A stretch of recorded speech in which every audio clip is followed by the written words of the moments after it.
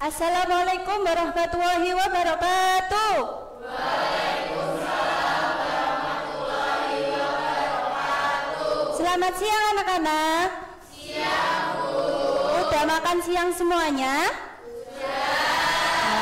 Udah makan siang, udah jajan, udah istirahat. Tambah semangat atau tambah mengantuk? Benar sekali, harus semangat ya, karena materi yang akan kita pelajari pada hari ini itu sangat menarik. Ibu mau bertanya, ini sudah lengkap semua atau masih ada yang di luar? Oke. Ada yang tahu hari ini kita akan mempelajari materi tentang apa? Ayo, ada yang belajar ya semalam. Hari ini kita akan mempelajari materi tentang pendapatan nasional.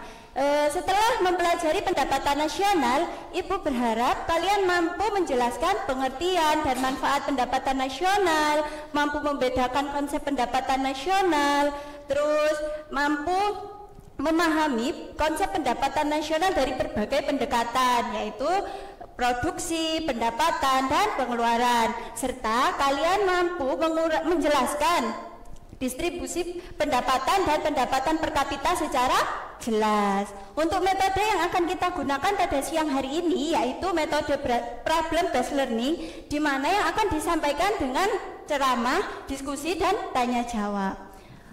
Ibu mau bertanya, siapakah di sini yang pernah mendengar istilah pendapatan nasional, dan apa sih pendapatan nasional itu? Ada yang bisa menjawab? Saya, Bu. Baik, silakan.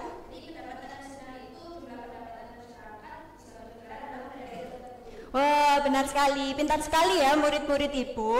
Untuk lebih meningkatkan pemahaman kalian, sesi berikutnya kita akan membahas berbagai indikator dari apa itu pendapatan nasional, manfaat pendapatan nasional, konsep pendapatan nasional, perhitungan pendapatan nasional, pendapatan per kapita, dan distribusi pendapatan.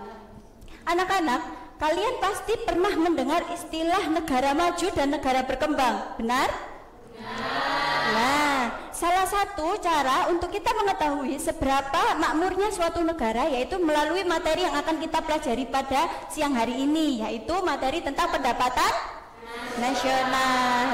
Materi ini sangat penting karena di sini kita bisa melihat seberapa besar pendapatan atau penghasilan yang dihasilkan oleh suatu negara setiap tahunnya. Di sini juga kita bisa menilai kesejahteraan masyarakat, tingkat pertumbuhan ekonomi, dan kebijakan apa yang bisa diambil oleh pemerintah untuk meningkatkan taraf hidup rakyatnya. Anak-anak, kita itu belajar tentang pendapatan nasional itu bukan hanya soal tentang angka ya, tapi soal bagaimana kita mengetahui kondisi negara, kondisi ekonomi negara kita, dan soal bagaimana kalian sebagai generasi penerus untuk membangun ke depannya.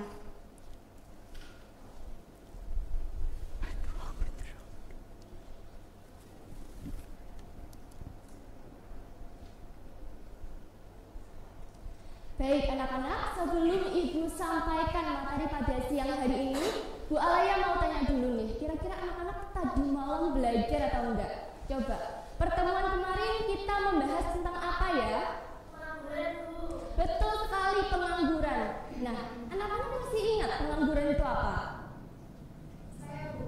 Iya, Pengangguran adalah orang-orang yang tidak memiliki pekerjaan tetapi sedang mencari pekerjaan atau orang tersebut tersedia untuk bekerja. Baik, betul sekali. Beri aplaus dulu untuk Nadia. Nah, pertemuan sebelumnya kita membahas pengangguran.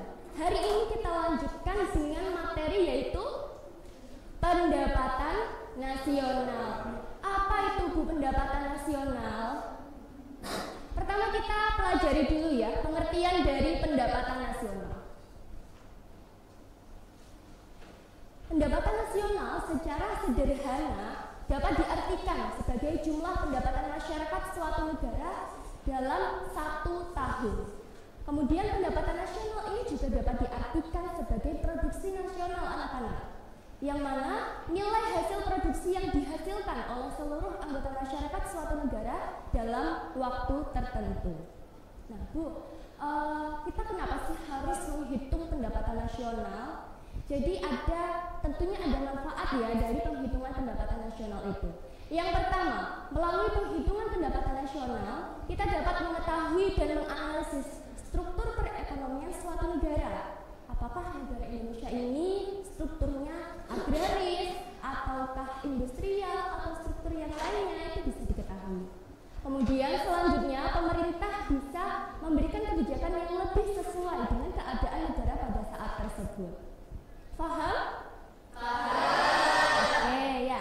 Manfaat yang kedua yaitu dapat mengetahui tingkat pertumbuhan perekonomian. Jadi di tahun 2025 ini apakah pendapatan nasionalnya lebih tinggi atau justru lebih rendah dari tahun 2024? Kemudian nanti pemerintah dapat memberikan kebijakan yang sesuai. Misalnya pendapatan nasionalnya lebih rendah, berarti pemerintah harus meningkatkan pendapatan nasional. Nanti kebijakannya seperti apa gitu pemerintah. Yang ketiga yaitu dapat membandingkan perekonomian antar negara di dunia. Serta yang keempat dapat membantu pemerintah dalam merumuskan kebijakan. Baik, dari manfaat dan juga pengertian dari pendapatan nasional, adakah yang ingin bertanya? Tidak ada? Tidak. Oke, kita lanjut ke konsep-konsep pendapatan nasional ya.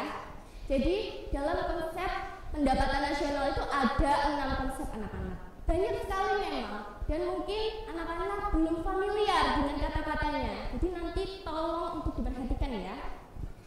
Ya, konsep yang pertama dalam pendapatan nasional adalah produk domestik bruto, atau kalau bahasa Inggrisnya gross domestic product.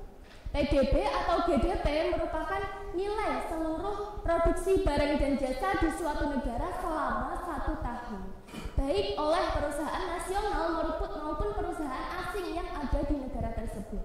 Rumusnya PDB sama dengan pendapatan WNI dalam negeri ditambah pendapatan WNA dalam negeri. Jadi dalam PDB ini yang dihitung adalah pendapatan dalam negeri negara tersebut. Misalnya kita mau menghitung PDB negara Indonesia, berarti yang dihitung pendapatannya siapa? WNI ditambah dengan WNA yang tinggal di negara Indonesia. Paham ya? Paham. Oke, kita lanjut kalau gitu ke konsep yang kedua, yakni adalah produk nasional bruto atau gross national product. PNB adalah jumlah seluruh barang dan jasa yang dihasilkan oleh warga negara tersebut, baik yang tinggal di dalam negeri maupun di luar negeri. Jadi bedanya dengan konsep yang sebelumnya, PNB ini menghitung pendapatan warga negara Indonesia, baik yang dia tinggalnya di Indonesia atau di negara lain, misalnya Malaysia, Dubai, Singapura, dan negara-negara lainnya, gitu ya. Rumusnya pendapatan warga negara Indonesia dalam negeri ditambah pendapatan warga negara Indonesia luar negeri. Iya. Oke, kita lanjut ke konsep yang ketiga, yaitu produk nasional neto atau net national product. NNP adalah hasil dari nilai GNP yang telah dikurangi dengan penyusutan modal untuk produksi. Jadi karena inti dari NNP ini kita akan menghitung laba dari perusahaan ya, laba dari pendapatan nasional. Karena tujuannya ya untuk mencari neto atau nilai bersih dari suatu produksi. Maka dari itu GDP dikurangi dengan penyusutan. Ya, konsep yang selanjutnya yaitu pendapatan nasional bersih atau net national income. Dalam NNI ini menghitung pendapatan nasional berdasarkan jumlah balas jasa yang diterima oleh masyarakat sebagai pemilik faktor produksi. Rumusnya NNP dikurangi pajak tidak langsung ditambah subsidi. Pajak tidak langsung itu apa anak-anak? Tidak dilimpahkan kepada pihak lain. Contohnya pajak pertambahan nilai, kemudian pajak penjualan atas barang mewah, seperti itu. Nah, konsep yang selanjutnya nih adalah personal income atau pendapatan perseorangan. Pendapatan perseorangan menghitung jumlah pendapatan yang diterima oleh setiap orang, tetapi harus dikurangi dulu dengan iuran-iuran dan ditambah dengan pembayaran tunjangan. Nah ini, NNI dikurangi iuran-iurannya ya, ada apa aja ini? Asuransi,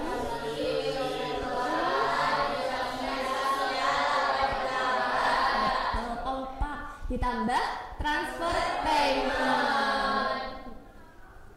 Oke, ya. Konsep yang terakhir dalam pendapatan nasional adalah pendapatan bebas atau disposable income. Pendapatan disposable adalah pendapatan yang siap dimanfaatkan untuk membeli barang dan jasa beserta tabungan yang disalurkan menjadi investasi dan telah dikurangi dengan pajak langsung. Maka dari itu rumusnya PI, tadi PI apa? Personal income dikurangi pajak langsung. Seperti itu.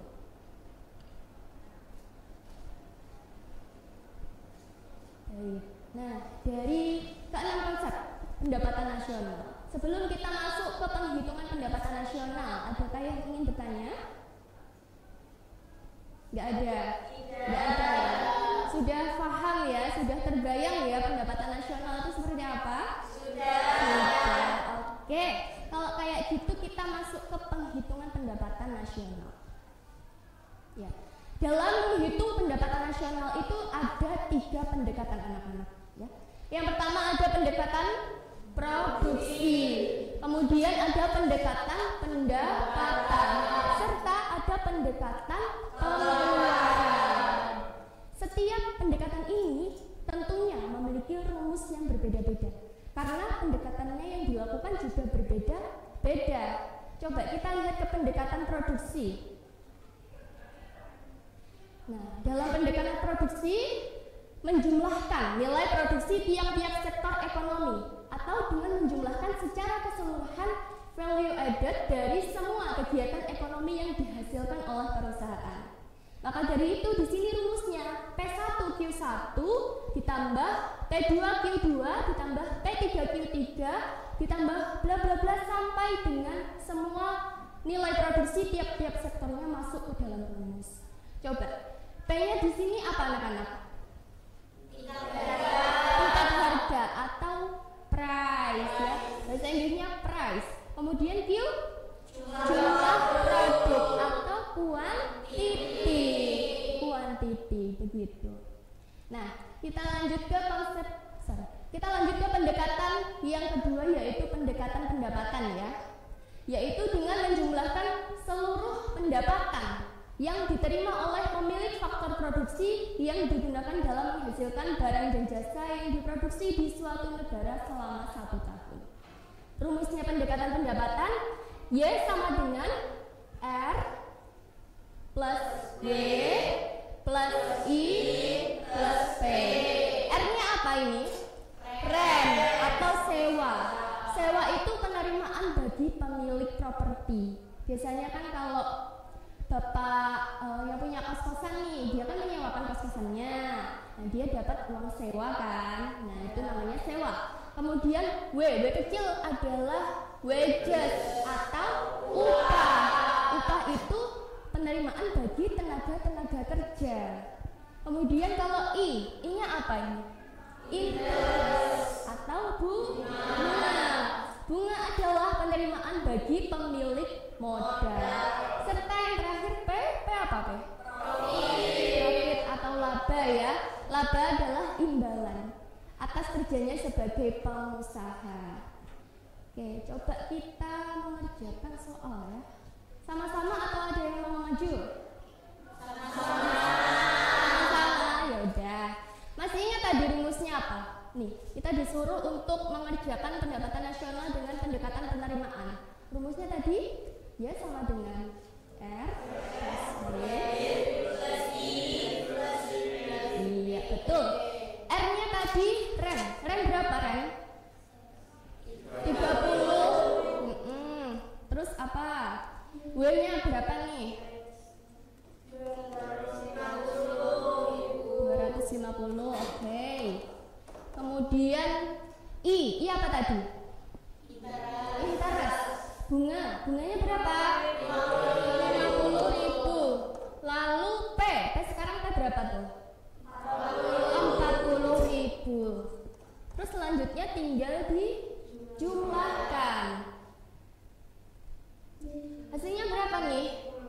370.000. Gampang apa gampang? Gampang ya, bisa ya? Bisa. Oke. Ya, lanjut ya. Nah, ini pendekatan yang terakhir yaitu pendekatan pengeluaran.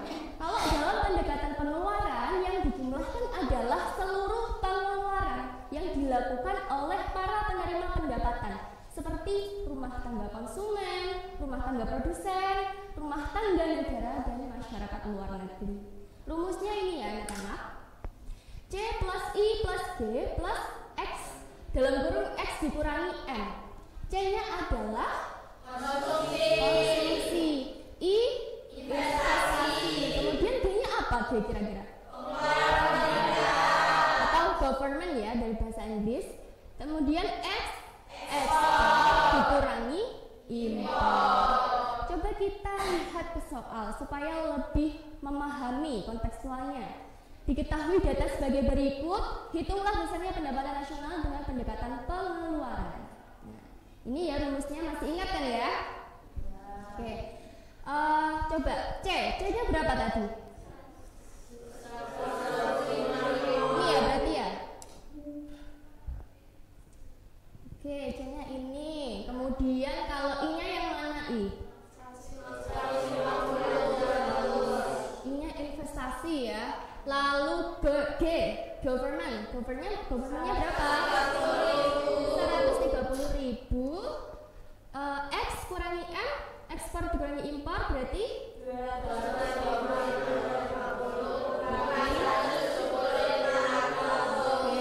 coba kita lihat benar atau enggak?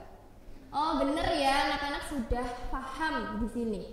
Hasilnya adalah 460.450.000 rupiah. Oke, luar biasa memang anak-anak ibu ini sudah sangat paham dan juga mendengarkan dengan baik penjelasan dari ibu. Nah, dari sini anak-anak ada yang ingin bertanya? Bu, saya mau tanya. Nah, silakan. Bu, kalau pendapatan nasionalnya itu tinggi, apakah berarti masyarakatnya itu pasti sejahtera? Oke. Kalau pendapatan nasionalnya tinggi, apakah masyarakatnya pasti sejahtera? Begitu ya Mbak Pipit? Ya. Oke. Sebelum ibu jawab, mungkin ada yang ingin memberikan opininya? Saya Bu. Ya silakan Dela. Menurut pendapat saya tidak, karena kalau pendapatan nasional tinggi, masyarakatnya belum tentu sejahtera. Oke, baik, makasih ya Dela atas jawabannya. Jadi betul ya anak-anak yang disampaikan oleh Dela tadi. Pendapatan nasional yang tinggi itu belum tentu memastikan semua masyarakatnya sejahtera. Karena ukuran kesejahteraan masyarakat itu tidak hanya dihitung dari pendapatan nasional saja, tapi ada faktor-faktor lain. Apa aja kira-kira? Kesehatannya gimana? Infrastruktur ke tempat misalnya ke rumah sakit atau ke puskesmasnya ada atau enggak, sulit atau enggak. Kemudian yang kedua dilihat dari pendidikannya. Pendidikannya gimana? Lembaga pendidikannya dari TK sampai minimal SMA itu tersedia atau tidak. Kemudian yang terakhir yang paling penting ini apa? Ketersediaan lapangan pekerjaan. Seperti itu Dela dan juga Mbak Pipit. Gimana, sudah paham? Sudah. Baik.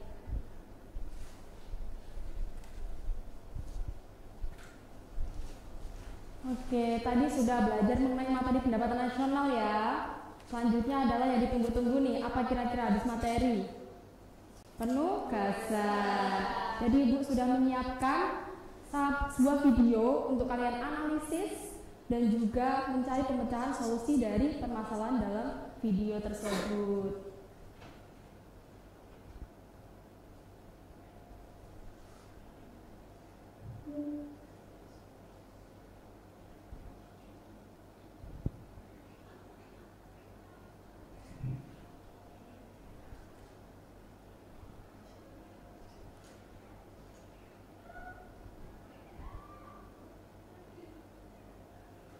Nah, jadi kalian akan Ibu bagi menjadi 4 kelompok ya. Yang ini sama Nadia, kelompok 1. Selanjutnya ini sama belakangnya ya, Nadia di belakang. Terus kelompok 3 dan kelompok 4. Jadi kalian harus menyimak video ini dengan baik-baik, karena kalau kalian nggak nyimak nanti kan nggak bisa ngerjain tugasnya. Jadi kita simak sekarang. Kementerian Keuangan melaporkan Simak ya videonya ya. secara tahunan hingga akhir bulan April 2024. Penurunan pendapatan itu disebabkan oleh beberapa hal. Namun penurunan utamanya disebabkan oleh secara pajak yang menurun sebanyak 9,3% secara tahunan. Menteri Keuangan Sri Mulyani menyebut per April 2024 pendapatan negara telah mencapai 33% dari target. Realisasi pendapatan negara mencapai 924,9 triliun rupiah dari target yang ditetapkan sebesar 2.802,3 triliun rupiah. Namun pendapatan yang dikumpulkan negara itu mengalami penurunan 7,6% dari tahun lalu. Hal itu disampaikan Sri Mulyani dalam konferensi pers APBN Cita edisi Mei 2024 pada Senin 27 Mei 2024. Selanjutnya, pendapatan negara tadi saya sampaikan 94,9 triliun, ini 33% dari target, turun 7,6%. Untuk pajak 624,2 triliun atau 31,4%, itu turun 9,3%. Biaya cukai 95,7 triliun, itu 29,8% dari target, tumbuh tipis 1,3. PNBP kita 203,3 triliun atau 41,3%, itu juga kontraksi 6,7%. Itu situasi pendapatan negara. Sri Mulyani melaporkan setoran pajak yang diterima negara mencapai 624,2 triliun rupiah. Penerimaan pajak tersebut turun 9,3% dari tahun sebelumnya yang mencapai 688,2 triliun. Penurunan itu disebabkan oleh menurunnya setoran pajak penghasilan badan yang merosot 25,5% secara tahunan. Sementara jenis pajak tersebut memberikan kontribusi besar terhadap pendapatan negara. Penurunan juga terjadi di jenis pajak pertambahan nilai dalam negeri yang mencapai 13,9%. Meski begitu, setoran negara dari kepabeanan dan cukai tercatat meningkat tipis sebesar 1,3%. Selain itu, pendapatan negara juga menurun dari setoran penerimaan negara ke pajak. Pada periode ini, realisasi penerimaan negara mencapai 203,3 triliun, nilai itu turun 6,7% secara tahunan. Oke, dari video ini dapat kita lihat bahwa pada April 2024 Indonesia itu mengalami penurunan pendapatan negara. Tadi disebutkan bahwa penurunan itu karena penurunan setoran pajak langsung dan juga pajak badan. Nah, selanjutnya untuk waktu diskusi adalah 3 menit. Jadi kalian bisa berdiskusi dengan kelompok masing-masing. Nanti ada salah satu kelompok untuk presentasi maju ke depan. Waktu diskusi dimulai dari sekarang. Diskusi dengan kelompoknya masing-masing ya.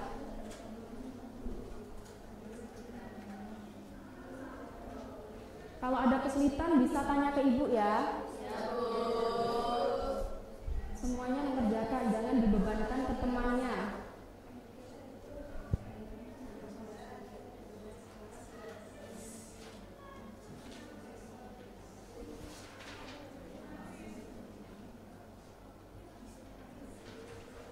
Kalau ada yang kurang jelas bisa tanya aja.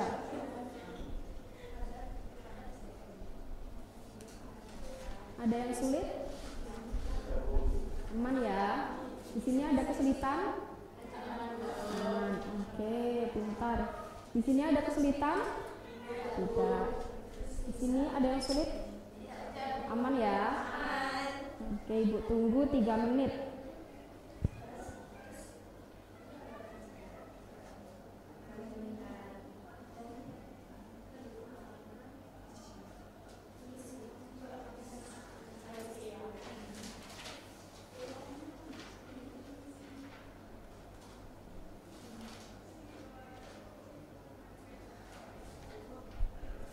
Semuanya ikut mengerjakan ya, jangan dibebankan ke temannya.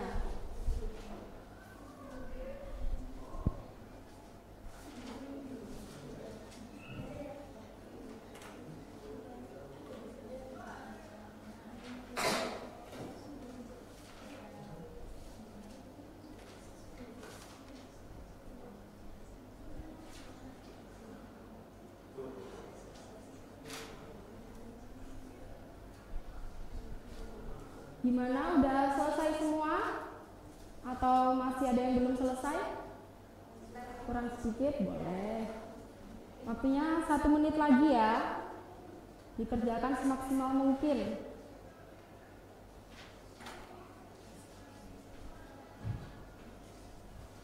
Sudah selesai? Sudah? Sudah. Oke, karena semuanya sudah selesai, waktunya presentasi.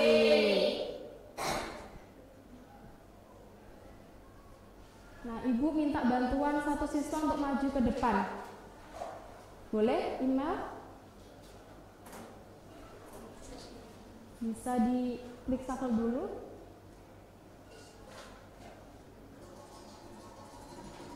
Kelompok siapa ya yang maju ya? Bisa diklik deal. Kelompok 4. Boleh kembali duduk, kelompok 4 bisa maju ke depan.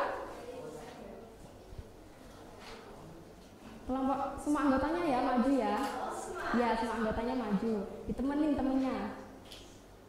Nah, nanti setelah kelompok 4 presentasi, kelompok yang lain bisa bertanya, bisa menyanggah saran dari kelompok 4 dan juga bisa memberikan saran. Kelompok 4. Baik, Bu, izin menyampaikan hasil diskusi dari kelompok 4. Jadi berdasarkan video pertanyaan diskusi terdapat beberapa permasalahan yang terjadi di antaranya yaitu penurunan pendapatan negara 7,6%, terus penurunan suara pajak 93,%, penurunan pajak penghasilan badan 35,5%, terus penurunan pajak tambahan nilai dalam negeri 13,9%, serta penurunan penerimaan negara dengan pajak 6,7%. Untuk solusinya? Nah, untuk solusi pembicaranya yaitu dapat dengan fokus pada penguatan SDM di bidang perpajakan. Diharapkan dapat meningkatkan efisiensi dan efektivitas pengelolaan pajak sehingga pendapatan negara dapat kembali meningkat dan mendukung pembangunan nasional. Oke, dari kelompok lain mungkin ada yang mau bertanya, menyanggah atau memberikan saran? Saya ingin bertanya dari kelompok 1. Boleh, kelompok 1 silakan. Pertanyaannya, mengapa permasalahan pendapatan nasional cenderung ditemui di negara berkembang? Baik, bisa ditanggung dulu ya. Kelompok mana lagi yang mau tanya? Saya Boleh, silakan. dari kelompok 2 izin bertanya, apa alasan dari kelompok kalian itu memilih menggunakan solusi tersebut untuk mengatasi permasalahan pada pendapatan nasional? Terima kasih. Oke, pertanyaan yang bagus. Diskusikan dulu. Kalau sudah nemu jawabannya bisa langsung disampaikan ya.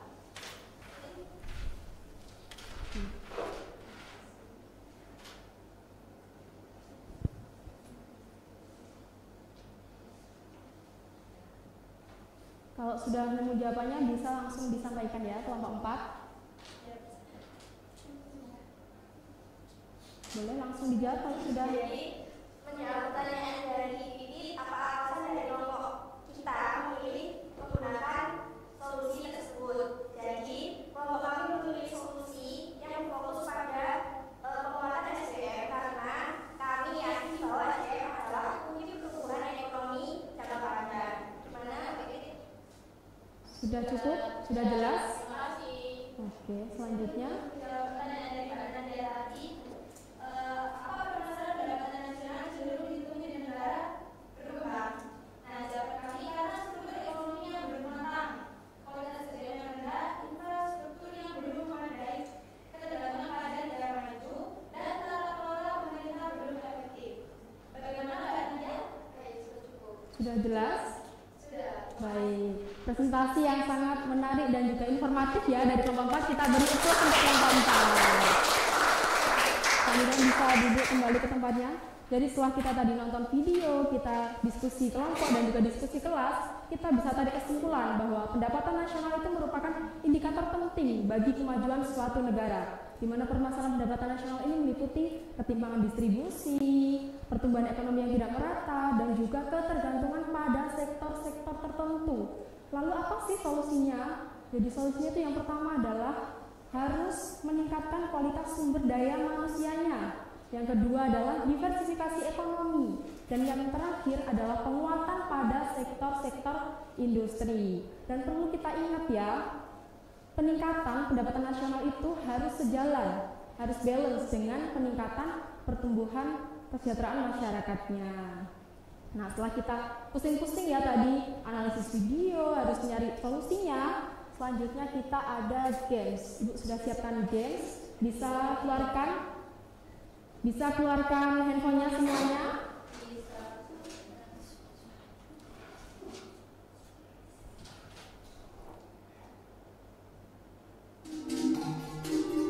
Bisa di-scan dulu ya, semuanya dikeluarkan. Yang belakang kenapa belum dikeluarkan? Sudah? Bisa di-scan dulu. Scan semua ya, scan semua. Ada kendala nggak?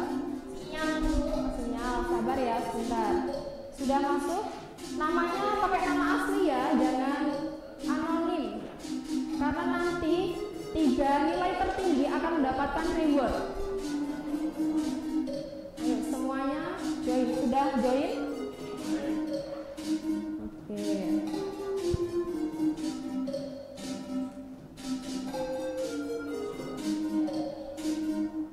Ulangi lagi.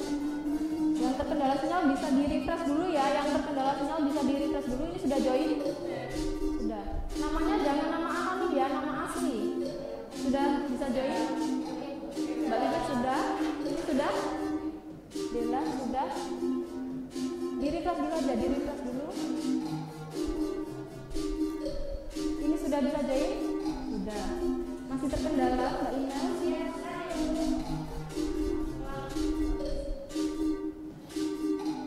Sudah join semua? Sudah. Oke. Kita mulai ya. Sudah join semua? Ibu mulai dari pertanyaan pertama. Pendapatan nasional. Soalnya bisa disimak di sini, jawabnya di handphone masing-masing.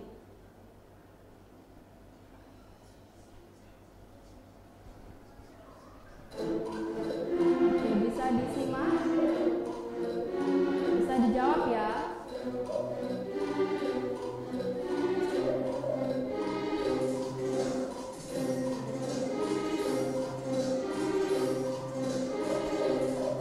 Ada waktunya ya, jadi jawabnya dengan cepat dan tepat. Sudah menjawab semua? Oke, wah banyak yang benar ya. Selanjutnya kita next ke pertanyaan kedua ya. Wah, siapa ini poin tertinggi pertanyaan pertama? Ada Mbak Tipi. Kita next ke pertanyaan yang kedua.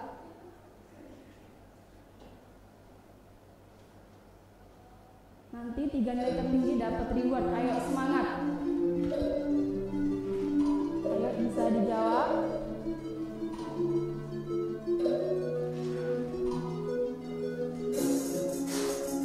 Dijawab ya.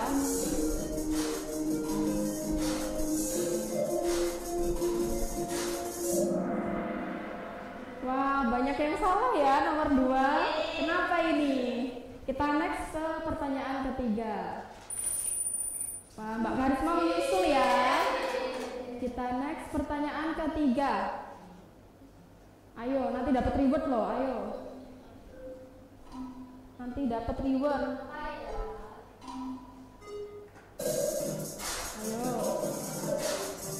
Jawab dengan cepat dan tepat, nanti ada rewardnya.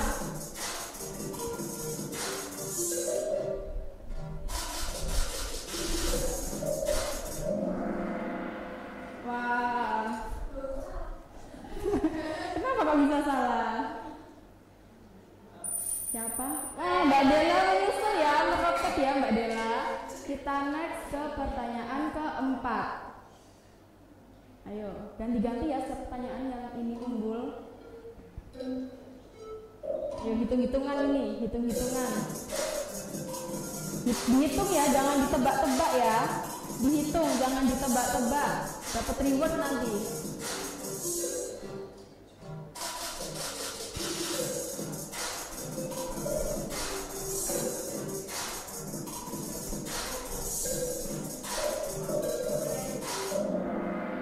Wah, lumayan ya, setengah-setengah ya.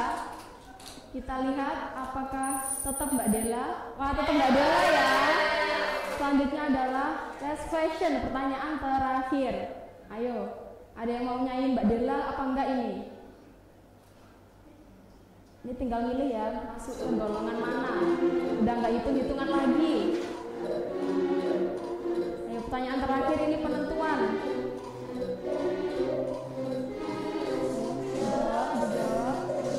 Sudah jawab?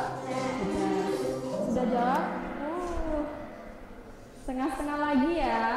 Kita lihat apakah masih Mbak Della yang memimpin.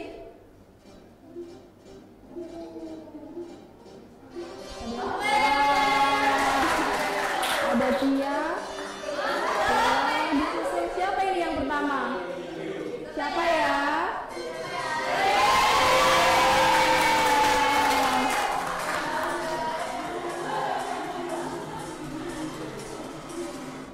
Nah, untuk ketiga siswa bisa maju ke depan ya dengan nilai tertinggi. Ayo, seneng nih dapat reward nih. Dari yang pertama di sini, yang pertama, kedua, ketiga. Oke, Ibu ada reward untuk kalian. Karena kamu yang pertama, kamu merasa apa? Apa boleh? Yang kedua, ini. Yang ketiga terakhir. Berikan aplaus untuk ketiga teman kalian. Boleh duduk, kembali duduk. Yang lain nggak usah khawatir, di next pertemuan pasti akan ada game seru lagi dan juga ada reward lagi. Jadi jangan berkecil hati ya, tetap semangat.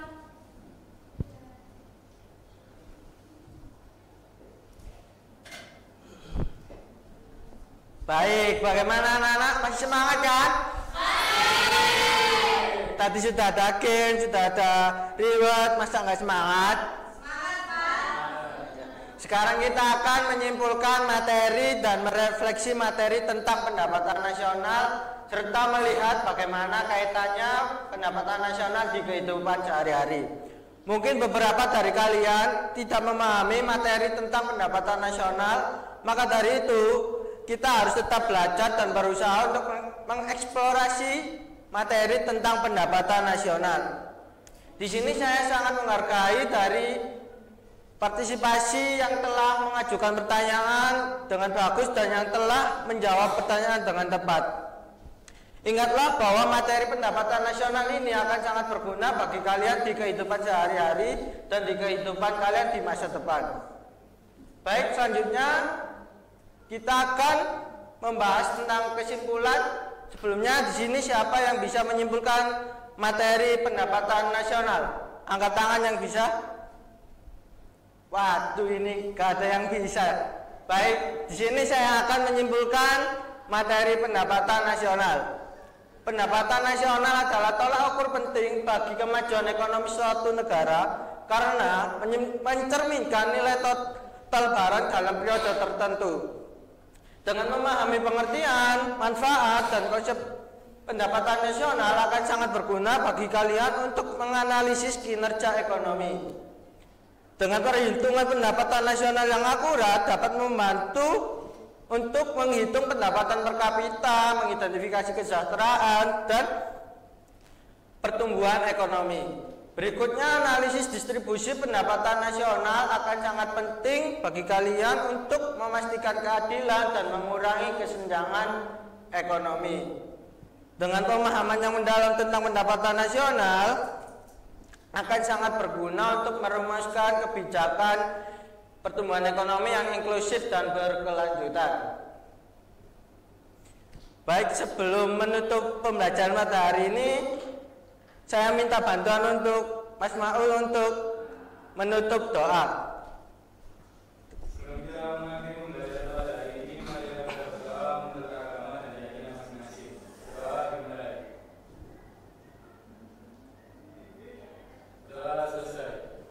Baik, sebelum mengakhiri pembelajaran pada hari ini, saya mengucapkan terima kasih atas kerjasama kalian dan antusiasme belajar kalian pada hari ini.